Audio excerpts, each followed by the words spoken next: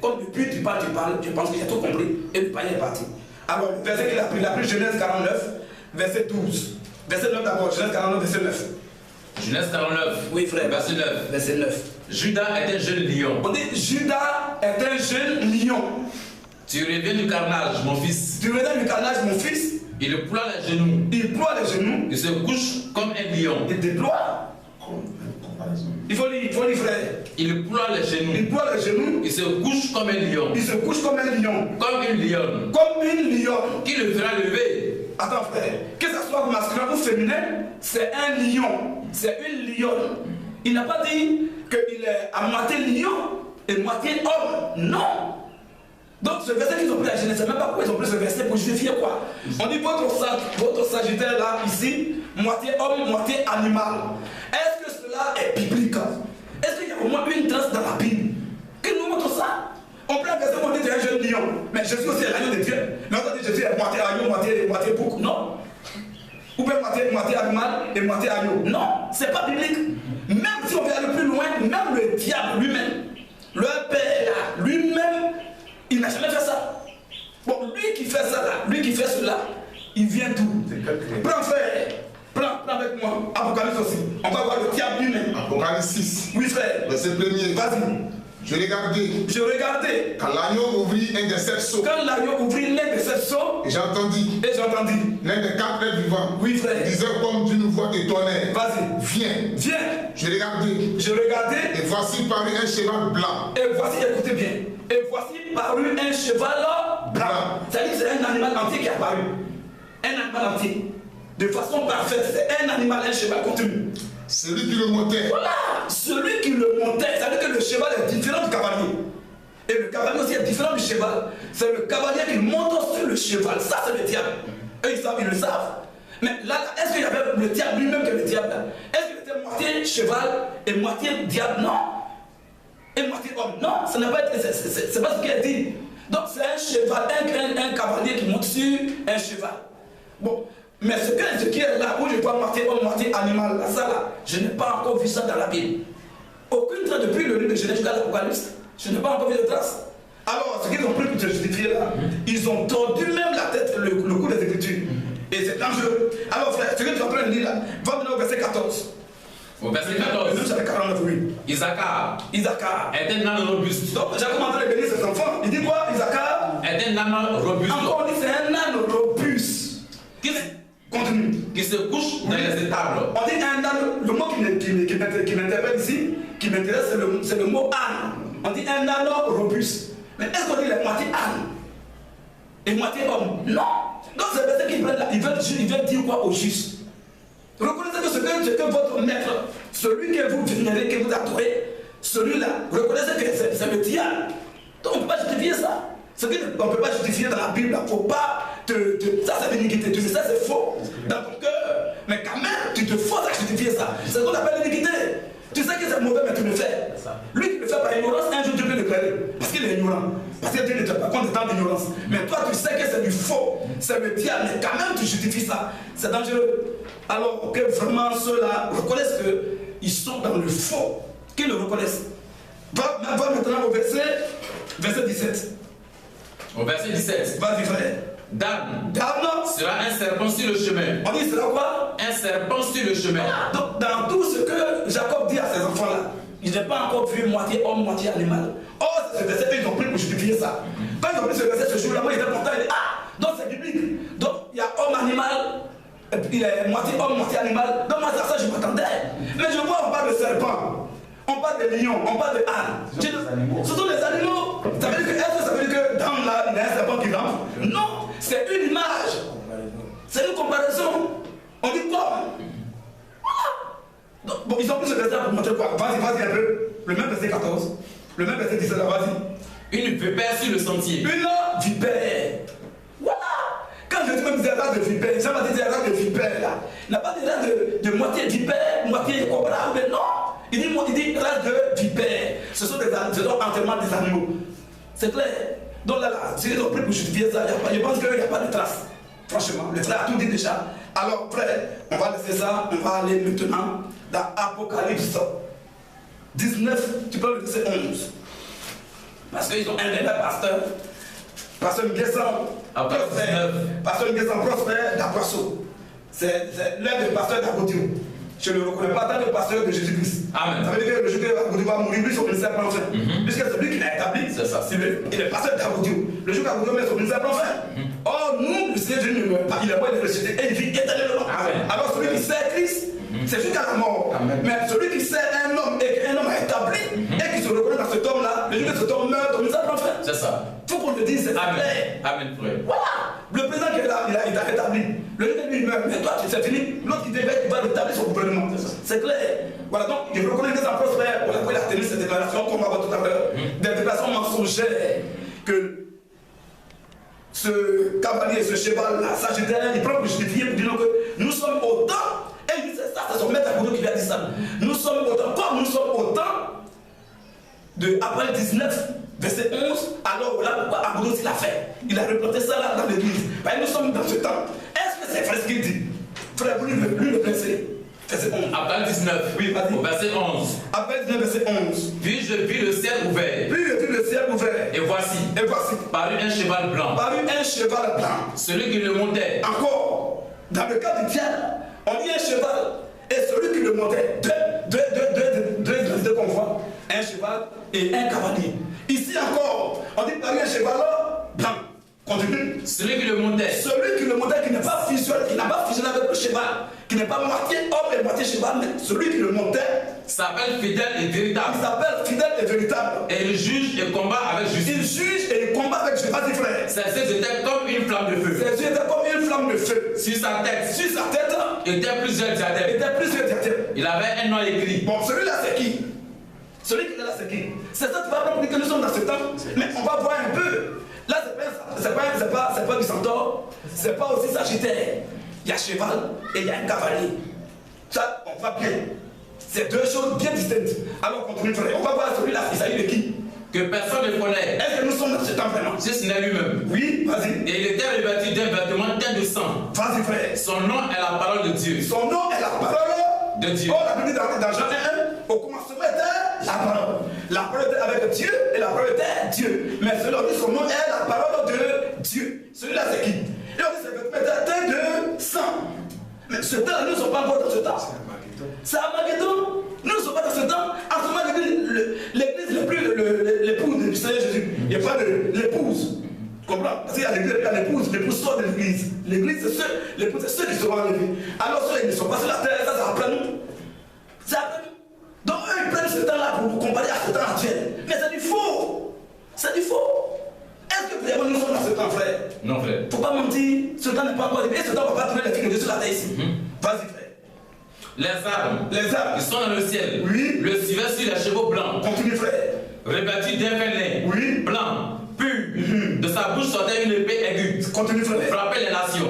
Pour frapper les nations. Il les pètera avec une verge de fer. Il les pètera avec une verge de fer. Et il foulera la cuve du vin. Continue, frère. De l'ardente colère de Dieu Tout-Puissant. Oui. Il avait son vêtement. Et sur sa cuisse, un nom écrit. Et sur sa cuisse, un nom écrit. Roi des rois. Roi des rois. Et Seigneur des seigneurs. Et Seigneur, là, il s'agit du Seigneur Jésus lui-même. Amen. C'est lui-même qui descend maintenant après que l'épouse soit enlevée. Ce n'est pas le temps dans lequel nous sommes. C'est un temps à venir qui ne va même pas trouver la fille de Dieu sur la terre. Mais si Agodio dit, parce que c'est le Seigneur qui l'a donné, il a pris ça, il dit non. Il dit que comme nous sommes dans le temps d'Apocalypse 19, 11, alors là, nous aussi, le fait pour être conforme. C'est du faux. C'est du faux. Et là, il ne s'agit pas du Sagittaire, ni du Centaure. Là, c'est du faux. Donc ça, c'est pas encore. D'abord, c'est pour détruire d'abord le mensonge d'Agodio par son fils. C'est 14 frères. Mais l'homme animal. Voilà. Mais l'homme, la Bible a prédit ça depuis, la Bible a parlé de ça. La Bible dit l'homme, la Bible n'a pas dit que mais l'animal. Et la Bible a dit mais l'homme, non. Mais l'homme animal, voici l'homme animal. C'est l'homme qui est là, mais l'animal. C'est de ça que la Bible parlait ici. C'est de ça que parlait ici, prophétique que l'apôtre de Dieu parlait ici. Paul. Mais l'homme animal ne reçoit pas les choses. Il ne reçoit pas les choses de l'Esprit de Dieu. De l'Esprit de Dieu. Car elles sont une folie pour lui. C'est clair. On va lui parler, il va chercher. Il ne faut pas justifier ça. C'est une folie. C'est ça. C'est une folie, frère. Et il ne peut parce que lui voit son ventre et son bas-ventre. Il voit ses intérêts. S'il reconnaît la vérité, pour lui, ses richesses vont tomber. Il va chuter. Alors de peur de sa richesse, Il faut forcément défendre ça. Quand même il est conscient de son âme que c'est faux, mais pourquoi il le défend? Parce qu'il porte la marque de la certitude dans leur conscience. Continue, frère. Mais l'homme animal. Mais l'homme animal, moitié homme, moitié animal, Ne reçoit pas. il ne reçoit pas Les choses de l'esprit de Dieu. les choses de l'esprit de Dieu. Car elles sont une folie pour lui. Et c'est une folie pour lui, il ne peut pas comprendre ça. Et il ne peut les connaître. Il ne peut pas connaître ça, frère. Parce que c'est spirituellement qu'on en Je vais exactement qu'on a su continue. L'homme spirituel, au contraire, Les chrétiens, au contraire, juge de tout. dans l'homme animal, c'est le religieux. Il ne connaît rien des choses de Dieu. Mais le chrétien, la juge de tout. Il n'est lui-même jugé par personne. Et il n'est lui-même jugé par personne. Voilà pourquoi on juge ces choses. Continue, frère. Car Qui a connu la pensée du Seigneur qui a connu la pensée de Jésus-Christ pour l'instruire. pour instruire les chrétiens. Or nous Les chrétiens, là, avons la pensée de Christ. on a la pensée de Christ. C'est clair. Donc c'est là ma conclusion. Pour dire que ça, il n'y a aucune trace dans la Bible. C'est pas biblique. Alors ceux qui voient ça là-bas chez Rabaudio, et même c'est posé d'abord non seulement à l'entrée du temple et dedans. Les porte-clés. Les porte-clés, oui, il a les porte-clés aussi, mais avant les porte-clés, à Rabaudio là-bas, c'est d'abord à l'entrée du temple. Et aussi dedans, d'ailleurs dans le temple, comme à Babylone, on dit que c'était dans le temple, celui-là. L'homme, moitié animal, moitié homme, il était dans le temple. C'est la même chose. Donc Rabaudio l'a fait pour perpétuer alors la mémoire de son père, qui est Nimrod, qui n'est rien d'autre que l'esprit de Satan. C'est ce qu'Abou a fait là-bas. Alors, tu veux, tu ne veux pas, quand tu rentres déjà, mais tu passes par là d'abord, le front est là. Quand tu rentres dans cette gravité, même si tu ne peux pas passer en bas de ça, que tu passes derrière là-bas, tu t'assois aussi, ton front va regarder ça là-bas. Ce n'est pas qui fait la tour est symbolique. Ce qu'il a fait, pourquoi il met ça là, pourquoi il n'a pas mis derrière, puis il met ça devant. Mais le front, frère, lorsque Dieu venait à Abraham, la Bible dit qu'Abraham se prosternait devant Dieu, il tomba sur son front. Donc, quand tu es là, que tu vois ça, c'est l'adoration, tu passes à l'adoration. Il y a l'image du front, c'est une image. Voilà, tu n'es pas passé par dedans, mais tu passes par derrière. Si tu es là, tu veux pas, ça insulte ton front. Tu participes aussi à l'adoration. Peut-être même tu ne le sais pas, mais tu es ignorant aujourd'hui. Voici maintenant la source, l'origine de ces choses. Si vraiment tu es enfant de Dieu, tu sais que Dieu va te donner l'intelligence, la force de sortir de ces pourritures et d'adorer le diable sans le savoir. C'est là que je voulais m'arrêter. Que le Seigneur vous bénisse. Amen. Cet animal mythique, lorsqu'on a lu comme ça les deux Babylone et la grande histoire, tu sais l'histoire, l'origine même de cette bête, il est dit que c'était une bête imaginaire, une imagination qui vient du flux de l'homme, la pensée de l'homme. Voilà. Mais est-ce que la pensée de l'homme est pure devant Dieu? L'homme peut avoir une telle pensée pour créer un animal imaginaire. Et c'est un animal imaginaire qui soit dans l'état pour Dieu qu'on adore. En un mot, l'homme adore sa propre pensée. L'homme écarte la pensée de Dieu, qui donne la vie, qui est l'esprit de vie. Mais faire entrer dans l'église de Dieu sa propre pensée pour égarer le peuple de Dieu. On va d'abord lire Job 11, verset 12. Un fou. Il est né comme le petit d'un âne sauvage. Le petit d'un âne sauvage. Parce que comment l'homme est né? L'homme qui est né comme un fou, il est un fou même et qui a l'intelligence d'un âne sauvage. Et l'âne a quelle intelligence? Et Dieu compare l'intelligence de l'homme à un animal. Au point que l'homme a créé un animal imaginaire dans sa pensée. Cet animal n'existe pas dans la Bible.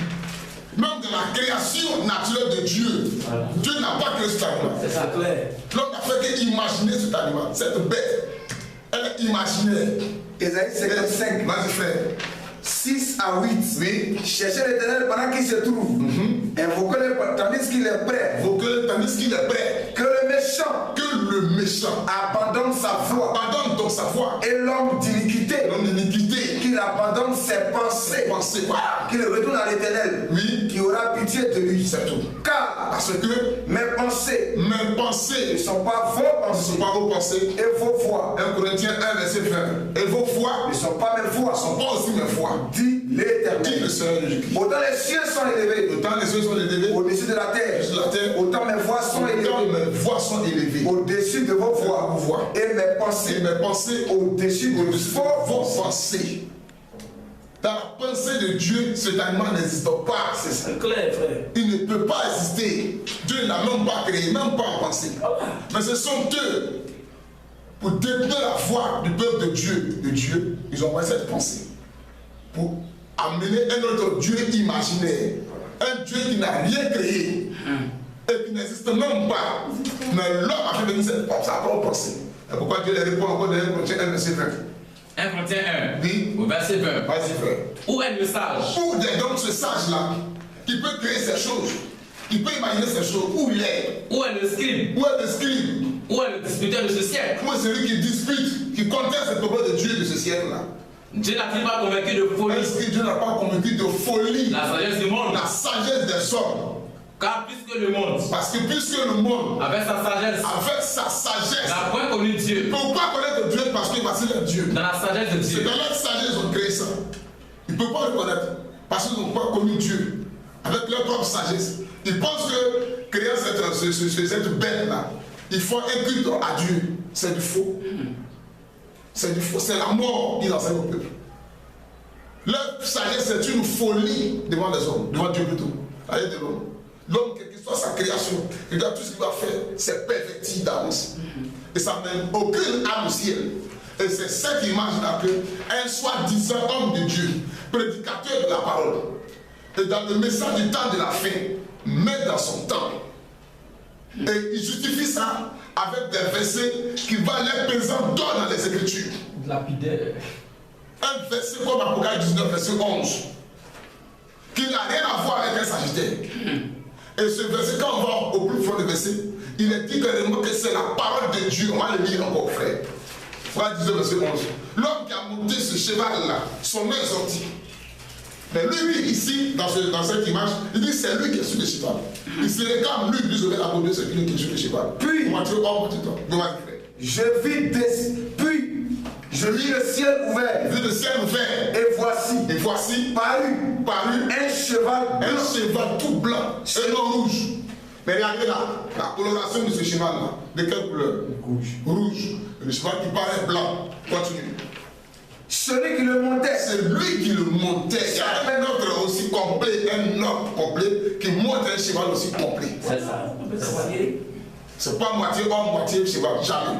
Vas-y, frère. Celui qui le montait, c'est lui qui le montait, s'appelle fidèle et véritable. Et il juge et combat avec justice. Ses yeux étaient comme une flamme de feu. Est-ce que cet homme qui est là a les yeux comme une flamme de feu? Qui est cet homme qui a les yeux comme une flamme de feu? Sur sa tête étaient plusieurs diadèmes. Il avait un nom écrit. Que personne ne connaît. Si ce n'est lui-même. Et il était revêtu d'un vêtement teint de sang. Son nom. C'est pas cheval qui est teint de sang, mais c'est son vêtement qui est teint de sang. Pas le cheval, mais son vêtement. Mais son nom, quel est son nom? Son nom est la parole de Dieu. Le nom de l'un qui monte de cheval blanc au 19, 11. Ce nom est la parole de Dieu. Qui est cet homme qui est la parole de Dieu? Jean 1, 1. Et attends. Au commencement était la parole. Et la parole était avec Dieu. Et la parole là, Dieu. C'est elle qui est Dieu. Le nom de ce tel qui monte le cheval est la parole de Dieu. En un mot, c'est Dieu le sur le cheval. Et Apocalypse 19, 11 marque la fin des temps. Après, marque la fin des temps. Mais l'épouse, l'église du Seigneur, l'époux des nations est arrivé au 4e saut. Voilà. On va pas aller dans le 5e saut. Le 4e saut, c'est pour les nations. Le 5e, 6e, 7e saut, ça concerne Israël. Ça ne nous concerne même pas. Alors que Apocalypse 19, 11 là, c'est à la fin des temps. C'est clair. La destruction passée de la terre. Où le Seigneur descend pour détruire toute la terre. Et il dit, c'est dans ce siècle-là que nous sommes. Pendant que l'épouse n'est pas encore arrivée. Même la troisième guerre mondiale n'est pas encore manifestée. Lui dit, c'est dans ce âge-là que nous sommes. Quel blasphème! Est-ce qu'il a consulté les Écritures? Non. C'est parce qu'il avait une prétention. Regardez un peu dans l'âge de Noé. Le corbeau aussi est un peu dans l'âge. Oui. Mais on va montrer que dans l'âge de Noé, il y avait des filles de Dieu qui n'ont pas cru. Elle dit dans Genèse 6, très folie ça. Les filles de Dieu virent que les filles des hommes étaient belles. Ils prenaient pour femmes. Mais pourquoi dans l'âge, c'est seulement l'enfant de Noé qui sont rentrés? Où étaient ces filles de Dieu qui m'allaient toutes les